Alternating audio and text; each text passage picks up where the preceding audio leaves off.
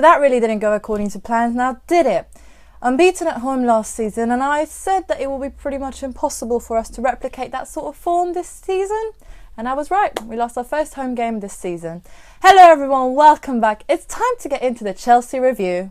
First things first, before I get into any details regarding the game, we had a very decent crowd of over 72,000 people despite the authorities' restrictions placed on the game, and the atmosphere was very lively before kick-off. We made it feel like as much as home as possible, so you can't fault the crowd for that is for sure. And even after the equalising goal, the whole place erupted, so we tried to make it feel like as much as home as possible. So moving on to the team, we started which was probably our strongest 11 right now on paper, taking all the injuries out, because Trippier was fit to start, and he started in the right wing back situation, so neither the Sissoko / Kyle Walker-Peters issue, which I mentioned in my preview, was relevant, and we lined up in the 3-4-3, just obviously as I mentioned, Trippier started instead. As expected, Chelsea set up quite defensively and they started with 3 defensive midfielders. However, they should have actually taken the lead just after 4 minutes when Morata headed wide. Now that should have been a wake-up call for us. So Spurs pretty much took control after that, Chelsea gifting us territory and soaking up all the pressure we provided, whilst also snapping at the ankles of Dele, Eriksen and Kane at every given opportunity, trying to break up play and stop us from playing a nice fluent football. I would say we created quite a few chances, namely the one where Harry had a swerving shot pushed away awkwardly by Courtois, and then a fine run from Dembele resulting in a shot which the goalkeeper pushed over the top of the bar. Chelsea were ready to pounce on any defensive errors we made, and we foolishly gave away a free kick just outside the edge of the box.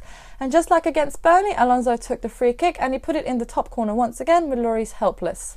I've got to say, I think we responded pretty well after going a goal down. We put up the pressure and I think we battered Chelsea for the rest of the half. We created loads of chances, we had plenty of corners, and in fact Harry was denied once again by the post this time. Now, I wasn't surprised when we didn't make any substitutions at half-time. However, I thought that if initially we didn't create anything in the first opening 5-10 minutes, then we should introduce Son to create some pace up front, to just change a little bit dynamically and get a bit more spark into the team pretty much. Another thing I noticed in the first half was how many times Wanyama gave the ball away. Now, not in terms of obviously there was like a huge number, but compared to himself, he seemed to be a shadow of his normal self. I understand that he's not fully match fit. However, it could have been recognised to the fact that maybe we should have either brought on wings or, who knows, just change it a little bit up, because that seemed to cause us some issues in midfield, especially because we only had the 2 defensive midfielders against their 3. So after the break, we had plenty more possession, we created some chances, but nothing really notable to be honest, and we finally made a substitution at 67 minutes. Son came on for Eric Dyer. I think this could have been done a little bit earlier. However, he was finally on the pitch and he seemed to make an impact pretty much instantly. This allowed Harry to have another player up front with him, just to create some more 1-2s, either with him or with Dele Alli. And I think that was really useful. However, we had to sacrifice a defensive player for this. So as I said, we kept creating chances and putting pressure on them. We introduced Sissoko at 80 minutes for Davies, and it all seemed like as the clock was ticking down that it was all for nothing. However, another great Eriksen free kick was put into a dangerous area, and Batshuayi headed it into the back of his own net, and we went on level terms. The place erupted. There was so much energy. I think a little bit of frustration was coming out of everyone because we did not deserve to be a goal down. And as I said, it just erupted. It was a brilliant feeling to have that all there. Everyone was just like, it was so electric, and at that point I think we thought that okay, fine, we got a draw, but we could have even went to go on and win this game.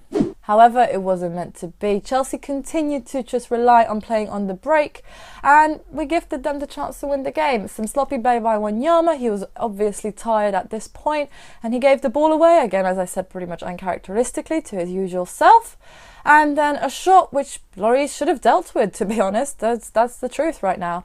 And we went down pretty much, 3 minutes after our equaliser. We were once again trailing by a goal. It was 2-1 at this point. Janssen came in extra time, but I'm not sure he even touched the ball, or even if he did, then it wasn't really notable because there wasn't much time left. To summarise everything, I'm gutted. I mean, you can see it on me. I'm not exactly vibrant, am I? However, I do believe the performance was good and we showed a lot of effort and we created plenty of chances. We just should have been a little bit more clinical. However, I did think it cost us a bit that there were 3 players, Wanyama, Davies and Trippier, who looked a bit far off from their best. In fact, talking about our wing-backs, I think apart from one cross from Trippier, we didn't seem to create as many crosses from the wide as we would have probably liked to. On the other hand, Dembele had a very good game, and I think he was the best Spurs player on the pitch in my book. Please let me know who yours was. Personally, I believe this has nothing to do with Wembley. We put in the performance. We have been putting in the performance at the last couple of games we played at the National Stadium. However, it just wasn't our day, and we were not clinical enough in the final third. I've been saying this throughout the whole review, and Harry needs to find the back of the net. Simple as that. However, this was only the second league game. The season goes throughout 38 games, so there's still loads to improve on. In fact, we have time to find reinforcements and still buy some players in the transfer window, so there are a lot more things to look forward to. In fact, we've got another home game next week against Burnley to set things straight, and I'm really looking forward to that. That's pretty much it for this video. I hope you enjoyed. If you did, then please leave a thumbs up. Subscribe to my channel if you're new around here and you would like to see more Spurs related content from me. Check out my social media handles in the description box down below. Hopefully I will see you in the future, and come on you Spurs!